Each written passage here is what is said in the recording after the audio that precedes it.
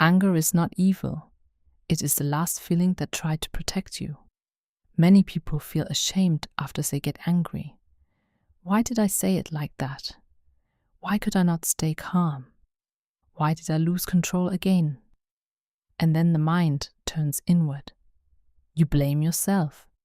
You call yourself weak, immature, difficult, too emotional.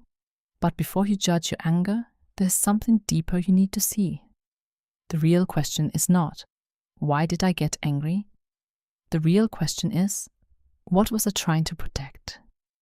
People do not always get angry because they are cruel or unstable or broken. Often, anger appears when something inside you has already been hurt, when something precious was treated carelessly, when your boundary was crossed, when your pain was ignored, when your heart had to hold too much for too long. Anger is rarely the beginning. Most of the time, it is the result of swallowed words, the result of repeated hurt, the result of silence that lasted too long. That is why anger can feel so sudden from the outside. But inside, it was not sudden at all. Something had been building, quietly, patiently, painfully. And then one day your heart could no longer carry it in silence. So it came out as anger, which means anger is not only an emotion that destroys. Sometimes it is an alarm, a final signal from the self that says, this hurts, this is too much, I cannot keep doing this. That is why anger matters, because behind anger there is often truth. Truth about your limits, truth about your wounds, truth about what you value, truth about what you can no longer endure. But many people are taught to fear anger before they ever learn to understand it. Stay calm, be mature, do not be dramatic, let it go. Be the bigger person. And yes, there are times when anger needs discipline. There are times when the way we express it does damage. But controlling anger is not the same as understanding it. If you only suppress anger, it does not disappear. It changes shape. Sometimes it becomes self-hatred. You start saying, I am the problem. I always ruin things. I should have stayed quiet. I should not feel like this. So the original wound gets buried and the anger turns inward. Now you are not only hurt, you're also attacking yourself. Sometimes suppressed anger becomes numbness. You stop speaking. You stop expecting. You stop explaining. It looks calm, but it is not peace. It is exhaustion. And sometimes anger becomes distance. You stop trusting. You stop reaching. You stop caring, not because nothing happened, but because too much happened for too long. That is why anger should not be judged too quickly, because anger is often the visible surface of invisible pain.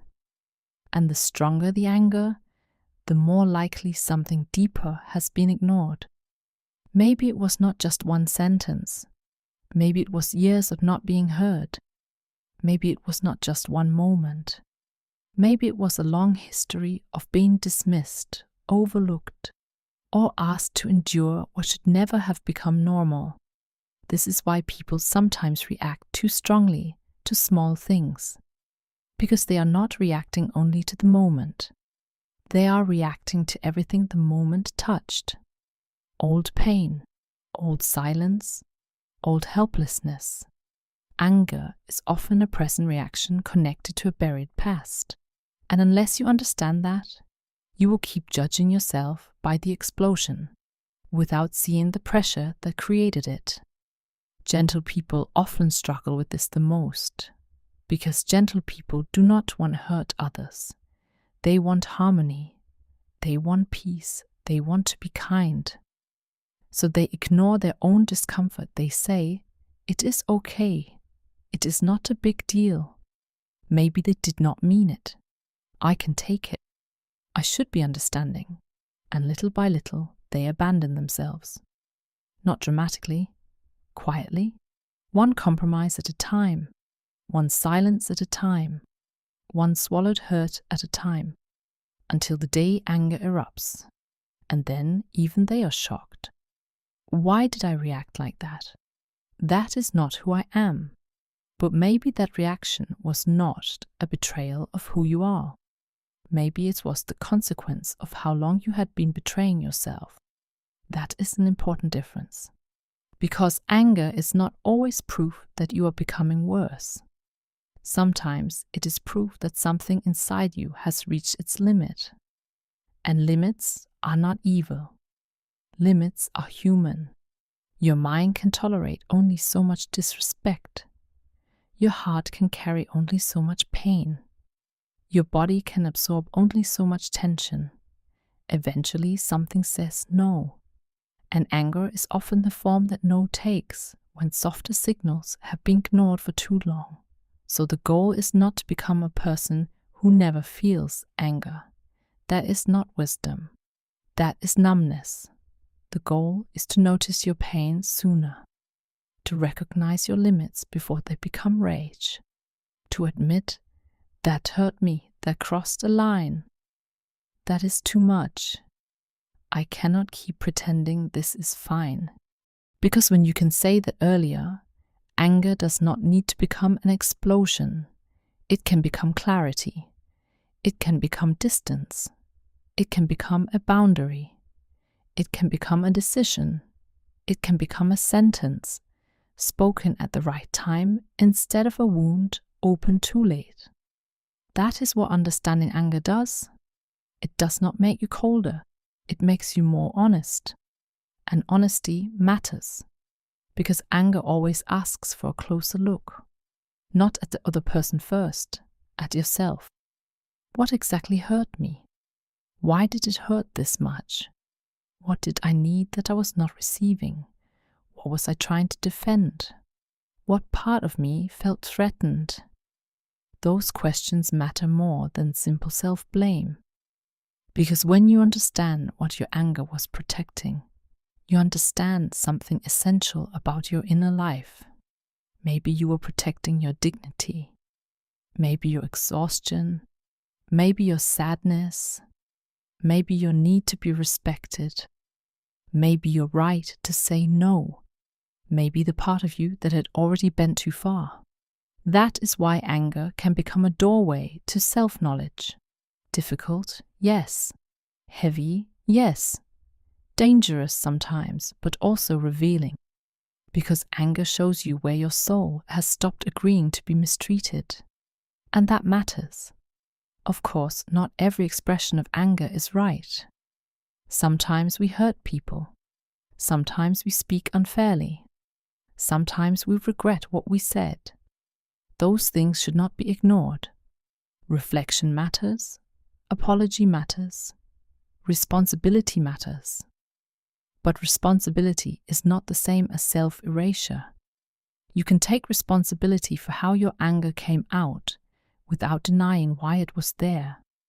That is the difference between growth and self-rejection. Growth says, I need to express this better. Self-rejection says, I should not feel this at all. The first one heals, the second one buries. And buried anger always returns. So do not rush to hate yourself for being angry. Pause. Look underneath. There's often a quieter emotion there. Pain, grief, disappointment, fear, exhaustion, loneliness. Anger is loud, but its roots are often soft.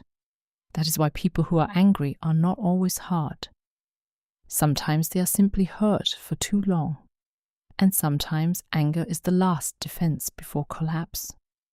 The last sound the heart makes before it breaks. That is why anger deserves more than judgment. It deserves interpretation. It deserves honesty. It deserves the courage to ask, what inside me was trying not to die in silence? Because that question changes everything. Anger stops being just a failure. It becomes a clue, a signal, a map, a painful but honest sign that somewhere inside you, something important was still fighting to survive. So no, anger is not always noble, but neither is it always wrong. Sometimes it is simply the final language of a self that has not been listened to soon enough. Anger is not evil. It may be the last feeling that tried to protect you. And before you condemn it, before you cut yourself down for having it, before you decide that your anger makes you bad, ask yourself this: what was my heart trying to save? Because hidden inside the answer is the truth you may have ignored for far too long. And that truth may be the beginning of finally understanding yourself.